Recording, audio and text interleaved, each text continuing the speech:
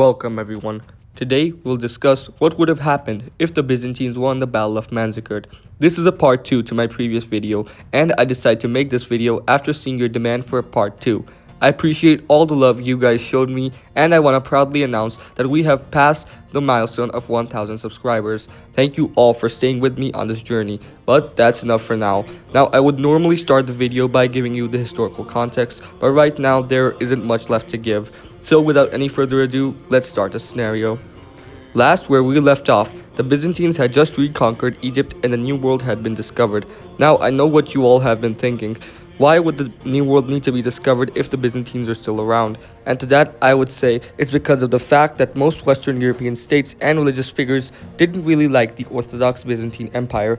The Pope didn't like them due to the Catholic Orthodox split, which was mainly caused by disputes over papal rule, the nature of Christ, and politics. The Pope saw himself as the supreme religious figure in Christianity, God's middleman on earth of sorts, while the Romans saw the Pope as one of 5 important figures alongside the patriarchs of Constantinople, Antioch, Jerusalem, and Alexandria. Debates about the nature of Christ happened because of a few reasons. There were differences in the understanding of the original sin, the type of bread used for the Eucharist, and the Catholic Church believing that the Holy Spirit proceeds from both the Father and the Son, while the Orthodox Church believing that the Holy Spirit proceeds only from the Father. On the political side, the Pope wasn't happy with the Byzantines right on his border and supported the Habsburgs, the Holy Roman Emperor in Austria, and the Aragonese and later Spanish kings in Spain. The Spanish and Austrians didn't like the Byzantines due to the fact that they were competing with them for dominance in the Western Mediterranean, Italy, and Central Europe.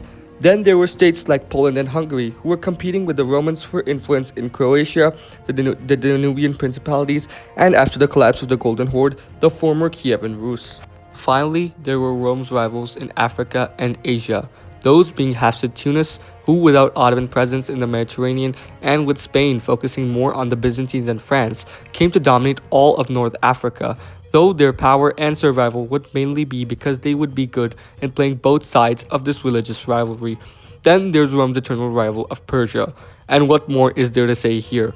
The Persian Empire would basically see itself as the protector of the Ummah, with a Shah in Esfahan getting the Caliph in Baghdad to issue fatwas or religious decrees whenever there's a new war against the Romans. The main points of contention between the two would be Armenia and Syria, with Persia dreaming of liberating and later subjugating the Middle East. So due to all these factors, the Western Europeans would still discover the New World, although it would be a little late, but the colonization of the Americas would largely play out the same in the coming 2 centuries. The Byzantines wouldn't have colonies in the New World as they would be stuck in the Mediterranean due to their location and relationship with both Tunis and Spain. So sorry to all the Romaboos, but we won't get any Roman colonies in the Americas. While in Western and Central Europe, things would be extremely tense. In October 31st, 1517, a German monk called Martin Luther would write the 95 Theses, in which he criticized the Catholic Church heavily. His teaching spread all across the Holy Roman Empire, with this movement becoming known as the Protestant movement. The Protestants would be persecuted heavily at the start by the Catholic Church, while the Eastern Church would see their movement as heretical. Even in our own timeline, in 1575, the Protestants sent a translated version of the Augsburg Confession to the Patriarch in Constantinople. This was a list of the 21 fundamental pillars of the Protestant faith, and it was an understatement to say that the Patriarch was not pleased. He responded by saying that 7 of those pillars were outright heretical, but they did agree on the other pillars, so the Orthodox would have no love for the Protestants and would fear the spread of their heresies in their own realm. On the other hand, the emperors in Constantinople and the future czars in Moscow would see the Protestants as useful idiots they could use to weaken their rivals in the West, but would still fear the spread of their heresies in their own land, and so would start persecutions.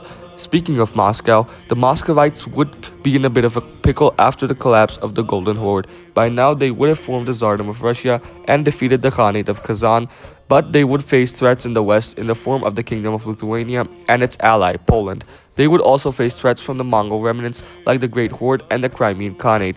To deal with these threats, the Tsardom of Russia would decide to ally with their Orthodox brothers in the Byzantine Empire. The Romans and Rus would be on good terms and would have many mutual enemies in the forms of the Poles and Habsburgs to the west and Mongol remnants to the east. But there still would be distrust between the two. Due to Constantinople not following in this timeline, the Rus wouldn't claim the title of the Third Rome. Instead, their goal would be focused more on subjugating the Tatars and the liberation of their Orthodox brothers in the west. There would still be tension between the Romans and Rus over Crimea and the Caucasus, as both would want influence over the region. This will become important later on, but for now, the two would remain allies. Now picking up where we left off and going to the 1520s, there would be many back and forths between the Hungarians and Byzantines over the fate of Wallachia, while Moldova, which would effectively be a Polish vassal, would be fought over by the Romans and the Poles. The Roman-Hungarian back and forth would finally end in 1525, when the pro-Byzantine Radu V would become the new voivode of Wallachia. The following year, this would result in an escalation as the Hungarian nobility would urge Louis II to go to war with the Byzantines. The emperors in Constantinople would respond by sending the army to meet the Hungarians. The two forces would meet close to the city of Belgrade. The battle would be intense, but its aftermath would be a decisive Roman victory, with Louis II being killed and Hungary falling into chaos. The death of Louis would see two candidates being selected to rule Hungary and Bohemia, those being John Zapolya and Ferdinand of Austria. Ferdinand, with the help of his brother Charles V, would secure Nitra and parts of Upper Pannonia. This would result in John Zapolya looking towards the Romans for help, effectively agreeing to become a vassal ruler. The Romans would then invade in 1528 to secure Buda for Zapolya, defeating Ferdinand's army, but after some blunders by Zapolya, the Romans would again invade in 1530 to solidify their presence, even raiding into parts of Austria. The aftermath of this would see the Romans annex Croatia and everything west of the Danube as Roman Illyria and Pannonia, while Zapolya and his family would be left to rule the rest of Hungary as Roman vassals. Now, the Romans and Habsburgs would be in direct competition with one another. During this time, the Romans and Rus would have an opportunity for expansion as the Great Horde would collapse after being raided by the Crimean Khanate. This would see the Rus gradually conquer the region till they managed to reach all the way to the Caspian Sea, while at the same time the Romans would capture the key fortress of Azov from the Crimean Khanate. After this, the Romans would return to their capital as the troops would become war-weary and the empire was already overstretched. The following years would be spent on trying to manage the ethnically and religiously diverse empire. The empire had grown too large in such a short amount of time, and the thematic system, which was so crucial when the empire was still small, was now beginning to show its faults, as it was simply impractical for the giant new lands of Syria, Egypt, and Hungary. To solve this issue, the empire came up with a megathema system. It would see the empire being divided into 12 megathemes and 5 special administrative zones. These megathemes would include the megatheme of Anatolikon, which would be centered around the city of Nicaea and central Anatolia, with its capital being Nicaea.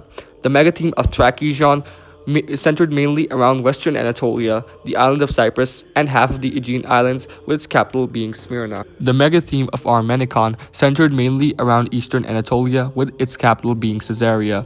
The megatheme of Pontus, with it being centered around most of the Black Sea coast and Roman Crimea, with its capital being Trapezus. The megatheme of Thrace, centered around Bulgaria, with its capital being Adrianople. The megatheme of Macedonia being centered around Alexander's old kingdom from antiquity, with its capital being Thessalonica. The megatheme of Illyria being centered around Albania and the land of the South Slavs, with its capital being the important fortress of Belgrade. Then there would be the megatheme of Pannonia, being centered around lands annexed from Rome and Hungary, with its capital being Buda. Then there's the megatheme of Morea, centered around central Greece, Attica, and the Peloponnese, with its capital being at Athens. The megatheme of Syria, with its capital at Damascus. The megatheme of Egyptus, with its capital at Cairo. And finally, the megatheme of Italia, with its capital at Bari. The 5 special administrative zones would include Constantinople, being under the direct control of the emperor, while religious sites would be under the control of the Patriarch of Constantinople, Mount Athos, which would be under the control of the Holy Community of Monks, Jerusalem, under the control of the Patriarch of Jerusalem, Antioch being under the control of the Patriarch of Antioch, and finally Alexandria being under the control of the Patriarch of Alexandria.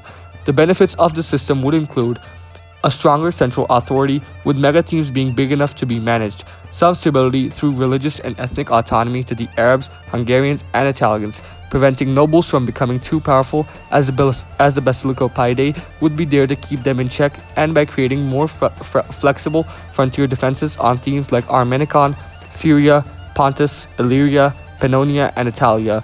But the downside of the systems would also be numerable, which wouldn't start right now, but would slowly start emerging in the coming decades. Those being religious autonomy, limiting centralization, too many high-level institutions, making things harder for the emperor to manage, local nobles in Hungary and Italy wanting power, while the Muslims being restless due to propping up of rebels by the Persian Empire, the Basilico-Paidae becoming too powerful, and finally, this system would be very expensive and would force the empire to divert a lot of funds into managing it.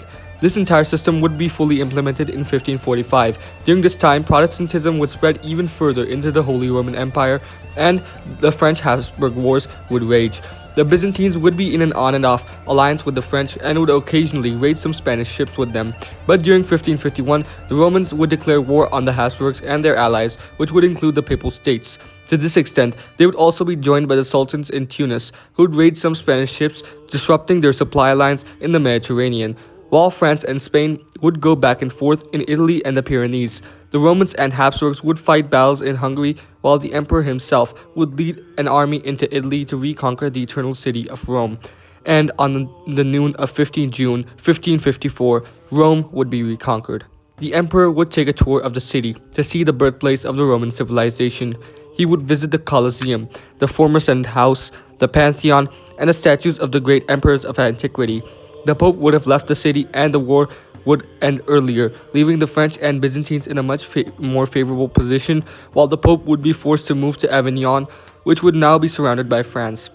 With the weakening of papal power, Charles V would have to sign the Peace of Augsburg in 1555, as Protestantism would now be legalized throughout the Holy Roman Empire, with several states in the north choosing it. This would worsen the Protestant-Catholic divide, which will one day implode into one of the deadliest wars in European history.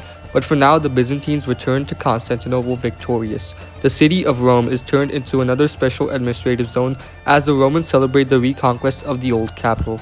The Byzantines after this get into wars here and there with the Habsburgs, but nothing too drastic happens till in 1592. Armed with new gunpowder weapons and religious zeal, the Persian Empire invades Byzantine Syria and Armenicon. The Byzantines would struggle to respond as most of their army had just returned from Italy. Due to this, the Persians take Aleppo and go south, taking Damascus, with the Shah's army being met with cheers from the Muslim population. Then the Persians would invade Armenicon, where they'd face a Roman army near the city of Caesarea. The Persians would win, avenging the loss of the Seljuks and Manzikert more than 500 years ago. The emperor would be captured and would only be returned after the Byzantines signed a humiliating peace treaty, giving Syria, Palestine, and Armenicon to the Persians. After this, there would be a period known as the 10 years of lawlessness. During this time, the Romans would see 4 emperors being crowned and deposed till Constantine XIII finally ends this period. He then starts his reign trying to curb unrest in Italy and Egypt, while defeating the Habsburgs in Hungary. In 1612, he leads a war against the Persians, successfully managing to retake Armenicon and stopping raids into Anatolia. He would also push into Armenia, defeating the Persians at Yerevan. Before going further, Constantine would kick the bucket, and the empire would now be in the hands of his son Leo. Leo would know that the Persians would be expecting him to march on Tabriz, but he would go south and take northern Mesopotamia, cutting Syria off from Persia, which would soon fall. Leo would then converge on Baghdad, where the Caliph would surrender, fearing that his city would be sacked. The Romans would then finally converge on Tabriz, sacking the Persian city as the Shah moves into the Persian plateau with the rest of his army.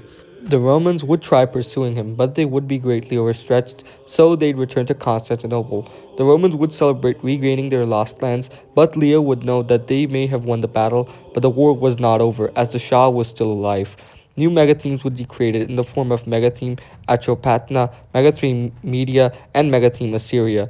The Abbasid Caliph would be given Mesopotamia to govern as a Roman vassal. This would keep the Muslim population at bay.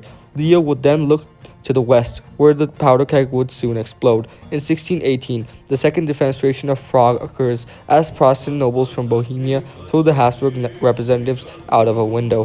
This lights the powder keg as the instability in the HRE boils over to the 30 Years' War. The war would largely play out the same, and the Romans would only interfere from time to time to raid Habsburg Hungary.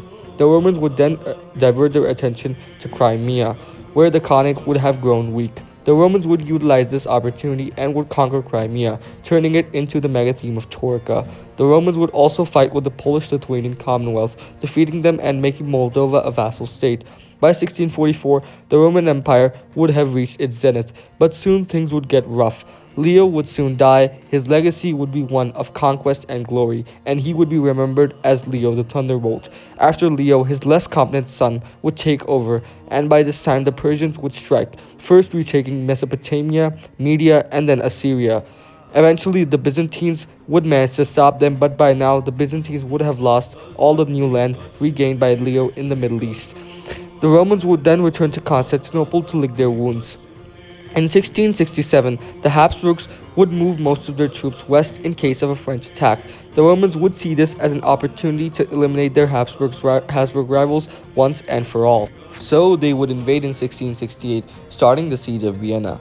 The Romans would almost achieve victory, but taking Moldova from Poland came to bite them in the ass, as the Polish-Lithuanian Commonwealth invades and alongside the Austrians defeats the Romans. After this, the Austrians and their allies start a counterattack, culminating in the loss of Roman Pannonia, Roman Hungary, Moldova, and the island of Malta. This would start the Roman decline, as they would soon start facing all the negatives of the megathema system we listed before. The Basilicopidae would gain too much power, essentially controlling emperors and in some cases becoming emperors themselves. This would weaken Roman power and stability as they begin declining and falling behind the rest of Europe. During the mid-1700s, the Roman-Rus relationship would start deteriorating as the Polish-Lithuanian Commonwealth would essentially be a Russian puppet. They would now move south towards their former ally to liberate their Slavic brothers. The Romans and Rus would fight a war, one of many, by the end of which the Rus would conquer Roman Taurika, which would be Russified over a gradual period of time. If you thought things couldn't get worse for the Romans, in France the monarchy gets overthrown, resulting in the French Revolutionary Wars. During these wars, in 1798, the French general Napoleon Bonaparte would invade Egypt. He would consolidate the Nile and would find allies in the Muslim population of Egypt who would be tired of 200 years of Byzantine rule. Though Napoleon would be defeated by a combined Anglo-Roman army, his ideals would inspire the Egyptians, which will become important later on. The early modern period comes to an end, and so does this video. Next one will deal with the Victorian era and the modern day. Be sure to like and subscribe and leave your thoughts in the comments down below. I love reading them. But for now, this was Alternate History Chronicles, and I'll see you in the next one. Goodbye.